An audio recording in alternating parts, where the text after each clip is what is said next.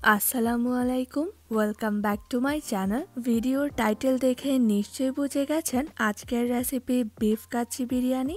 কাচ্চি বিরিয়ানি সম্পর্কে নতুন করে আর কিছুই বলার নেই। স্বাদ এবং গ্রান অক্ষুণ্ণ রেখে সেই সাথে পোলাওটা কিভাবে ঝরঝরে করে বিরিয়ানি তৈরি করবেন সেই রেসিপিটাই আজকের পর্বে শেয়ার করব।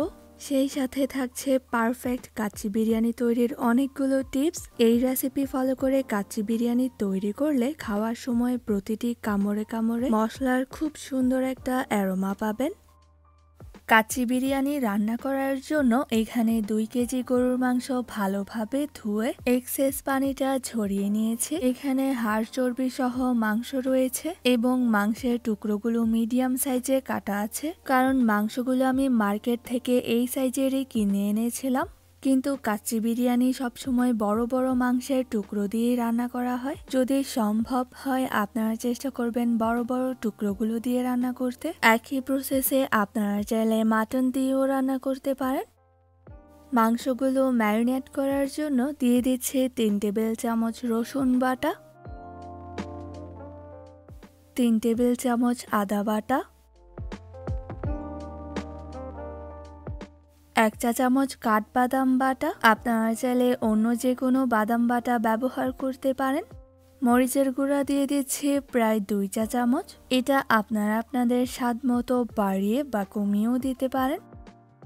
1 চা চামচ ধনিয়ার গুঁড়া, 1 চা চামচ জিরার গুঁড়া, আধা চা চামচ জায়ফলের গুঁড়া, পোস্ত এবং জয়ত্রী একসাথে গুঁড়া করে নিয়ে দিয়ে দিচ্ছি 2 চা চামচ। লবণ দিয়ে দিচ্ছি স্বাদ মতো, চিনি দিয়ে দিচ্ছি 1 চা চামচ। এই চিনিটা মিট টেন্ডারাইজার হিসেবে কাজ করবে এবং স্বাদ বাড়াবে। দিয়ে দিচ্ছি আস্ত গরম মশলাগুলো। এখানে 2টি তেজপাতা হাফ করে কেটে দিয়েছি, 5-6টি এলাচ এবং 4-5 টুকরো দারুচিনি দিয়েছি। দিয়ে দিচ্ছি 7-8টি লং।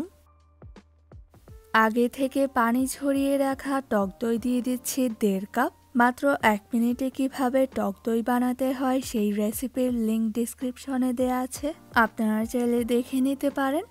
এবার সবকিছু ভালোভাবে মাখিয়ে নিচ্ছে। এমনভাবে মাখাতে হবে যেন প্রতিটি মাংসের গায়ে মশলাগুলো লেগে যায়।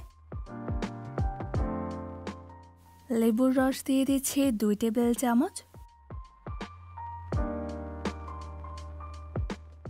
পেঁয়াজ বেরেস্তা করার পর যে তেলটা ছিল সেটা দিয়ে দিচ্ছি 1 কাপ। পেঁয়াজ বেরেস্তার তেলটা ব্যবহার করলে খুব সুন্দর একটা অ্যারোমা আসে। এবার হাত দিয়ে এভাবে চেপে চেপে তেলটা ছড়িয়ে দিচ্ছি। আপনারা যদি তেলটা মশলাগুলোর সাথে মাখিয়ে নেন তাহলে কিন্তু মশলাগুলো মাংসের ভেতরে ঢুকবে না। আর মাংসগুলো মাখানোর পর তেলটা যদি এভাবে উপরে দিয়ে দেন তাহলে মাংসগুলো ময়েস্ট থাকবে। এবার একটি ঢাকনার সাহায্যে ঢেকে মাংসগুলো রেখে দিব 1 ঘন্টার জন্য। আপনারা যদি 1 ঘন্টার জন্য না রাখতে চান তাহলে অ্যাটলিস্ট আধা ঘন্টার জন্য রেখে দিতে হবে। একটি প্যানে পর্যাপ্ত পরিমাণে তেল নিয়ে খোসা ছাড়িয়ে নিয়ে 6-7টি আস্ত আলু নিয়েছি। আপনাদের আলুগুলো যদি বড় হয় তাহলে ছোট করে কেটে নিতে পারবেন। দিয়ে দিচ্ছি সামান্য একটু লবণ, দিয়ে দিচ্ছি সামান্য একটু ফুড কালার। আপনারা চাইলে ফুড কালারটা স্কিপ করতে পারেন। নেড়েচেড়ে লবণ এবং ফুড কালারটা মিশিয়ে নিচ্ছে। চুলোর আঁচ মিডিয়ামে রেখে আলুগুলো কয়েক মিনিট ভেজে নিব, কিন্তু পুরোপুরি সেদ্ধ করব না, কারণ দমে দেওয়ার পর আলুগুলো এমনিতেই পুরোপুরি সেদ্ধ হয়ে যাবে। আলুগুলো ভাজা হয়ে গেলে একটি প্লেটে তুলে রেখেছি, কারণ গরম প্যানে রেখে দিলে পুড়ে যাবে। পোলাও রান্না করার জন্য এখানে আমি নিয়েছি এক্সট্রা লং গ্রেইন বাসমতি চাল 4 কাপ। আপনারা চাইলে নর্মাল বাসমতি চাল দিয়েও রান্না করতে পারেন। চালগুলো আধা ঘন্টা নর্মাল পানিতে ভিজিয়ে রেখেছিলাম। এখন এগুলো ভালোভাবে ধুয়ে নিব। চালগুলো রান্না করার জন্য এখানে আমি পর্যাপ্ত পরিমাণে পানি নিয়ে ফুটিয়ে নিয়েছি। এবার ধুয়ে নেওয়া চালগুলো দিয়ে দিচ্ছি। চালগুলো অবশ্যই ফুটন্ত গরম পানিতে দিতে হবে। যেহেতু আমরা চালগুলো পরে ছেঁকে নিব তাই পানির পরিমাণটা কম বেশি হলে কোনো সমস্যা নেই। সবগুলো চাল দেয়া হয়ে গেলে স্টার এনিস দিয়ে দিচ্ছি 2টি। শাহি জিরা দিয়ে দিচ্ছি 1 চা চামচ। এই মশলাগুলো অ্যাড করলে পোলাওয়ের ফ্লেভারটা খুব সুন্দর আসবে। নেড়ে চেড়ে মিশিয়ে নিয়ে চুলার আঁচ হাই হিটে রেখে চালগুলো 5-6 মিনিটের মতো কুক করে নিব। যেহেতু মাংসগুলোর সাথে আস্ত গরম মশলা অ্যাড করেছি, তাই এখানে অন্যান্য গরম মশলাগুলো অ্যাড করিনি। 5-6 মিনিট পর চালগুলো 40% সেদ্ধ হয়ে গেছে। এবার পোলাওগুলো একটি চালনিতে নিয়ে ছেঁকে নিব। ঝটপট পোলাওগুলো ছেঁকে নিতে হবে, কারণ পোলাওগুলো গরম পানিতে থাকলে নরম হয়ে যাবে। আর আমি যে সময়টা বলেছি এর থেকে বেশি সময় ধরে রান্না করলেও কিন্তু পোলাওগুলো নরম হয়ে যাবে। এবার কাচ্চি বিরিয়ানি দমে দেওয়ার জন্য লেয়ারিং এর পালা। পেঁয়াজ বেরেস্তা দিয়ে দিচ্ছি 1.5 কাপ। এই পর্যায়ে পেঁয়াজ বেরেস্তাগুলো অ্যাড করলে দমে দেওয়ার পর পেঁয়াজ বেরেস্তার ফ্লেভারটা পোলাও এবং মাংসে ছড়িয়ে যাবে। এবার মাংসের সাথে পেঁয়াজ বেরেস্তাগুলো ভালোভাবে মিশিয়ে নিচ্ছে। ঘি দিয়ে দিচ্ছি 1 টেবিল চামচ। যেহেতু আমি 1.5 কাপ তেল ব্যবহার করেছি, সেই তেলের জন্য কিন্তু কাচ্চি বিরিয়ানিটা দমে দেওয়ার পর প্যানে লেগে যাবে না। ঘিটা ব্যবহার করেছি খুব সুন্দর একটা ফ্লেভার নিয়ে আসার জন্য। কাচ্চি বিরিয়ানিতে তেলের পরিমাণটা একটু বেশি ব্যবহার করতে হয়, এতে করে দমে দেওয়ার পর প্যানে লেগে যায় না। এবার ভেজে রাখা আলুগুলো দিয়ে দিচ্ছি আলু বোখারা 8-10টি। এবার যে পোলাওটা রান্না করেছিলাম সেটা গরম অবস্থাতেই দিয়ে দিচ্ছি। গরম অবস্থায় পোলাওটা অ্যাড করলে যখন আমরা বিরিয়ানিটা দমে রেখে দেব, তখন গরম পোলাওয়ের ভাপের কারণে তাড়াতাড়ি বলক চলে আসবে। এবার পোলাওগুলো আলতো করে ছড়িয়ে দিচ্ছি। 3 টেবিল চামচ কিশমিশ পানিতে ভিজিয়ে রেখে দিয়ে দিচ্ছি। বিরিয়ানি খাওয়ার সময় কিশমিশগুলো দাঁতের নিচে পড়লে অসাধারণ লাগে। আপনারা যদি বিরিয়ানিতে কিশমিশটা পছন্দ না করেন তাহলে স্কিপ করতে পারেন। ফুটন্ত গরম দুধ দিয়ে দিচ্ছি 2 কাপ। দুধটা এখানে মাংসের ঝোলের কাজ করবে এবং মাংসগুলো তাড়াতাড়ি সেদ্ধ হয়ে যাবে। আমি এখানে লিকুইড দুধ ব্যবহার করেছি। আপনারা চাইলে প্যাকেটের গায়ে লেখা রেশিও অনুযায়ী গুঁড়া দুধে পরিমাণ মতো পানি অ্যাড করে লিকুইড বানিয়ে ব্যবহার করতে পারেন। কেওড়া জল দিয়ে দিচ্ছি আনুমানিক 2 টেবিল চামচ। কেওড়া জলটা অ্যাড করলে খুব সুন্দর একটা অ্যারোমা আসবে। আপনাদের কাছে কেওড়া জল না থাকলে স্কিপ করতে পারেন। সামান্য একটু অরেঞ্জ ফুড কালার পানির সাথে মিশিয়ে দিয়ে দিচ্ছে। বেশিরভাগ কাচ্চি বিরিয়ানিগুলো এরকম অরেঞ্জ ফুড কালার অথবা জর্দার রং মাখানো থাকে, তাহলে দেখতে অনেক বেশি আকর্ষণীয় লাগে। তবে আপনারা চাইলে এটা স্কিপ করতে পারেন।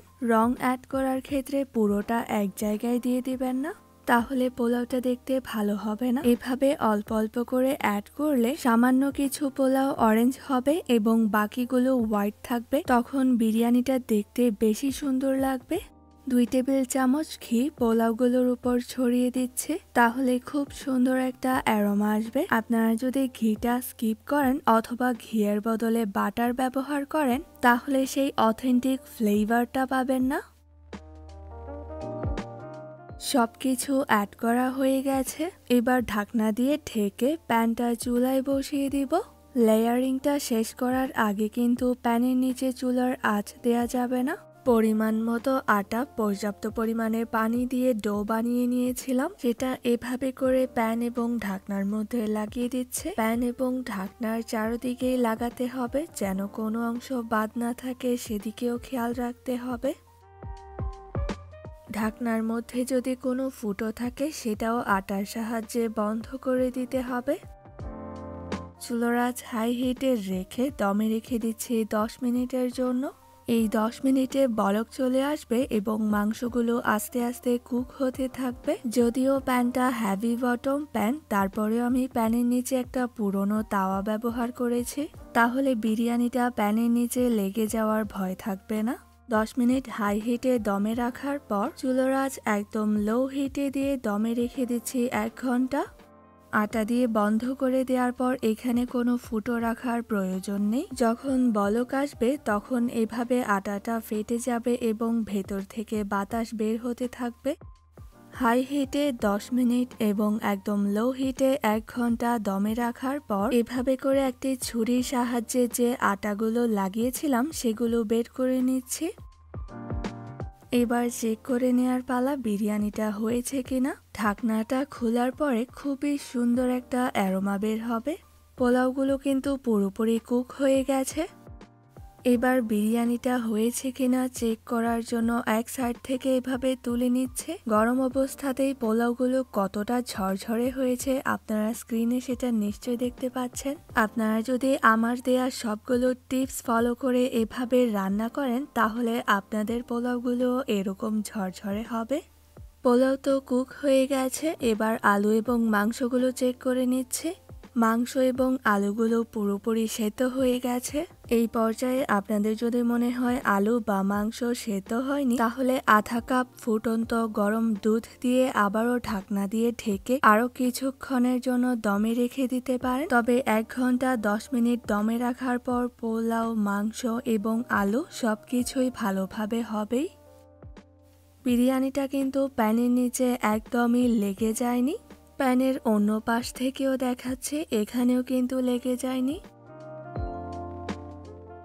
তৈরি হয়ে গেল গরুর মাংসের কাচ্চি বিরিয়ানি। আমাদের রেসিপি নিয়ে যদি আপনাদের কোনো প্রশ্ন থাকে তাহলে কমেন্টে অবশ্যই জানাবেন। রেসিপিটি যদি আপনাদের ভালো লেগে থাকে তাহলে প্লিজ আমাদের চ্যানেলটি সাবস্ক্রাইব করবেন এবং অবশ্যই আপনাদের ফ্রেন্ডস অ্যান্ড ফ্যামিলির সাথে শেয়ার করবেন। এই ছিল আমাদের আজকের আয়োজন। ভিডিওটি দেখার জন্য অনেক ধন্যবাদ।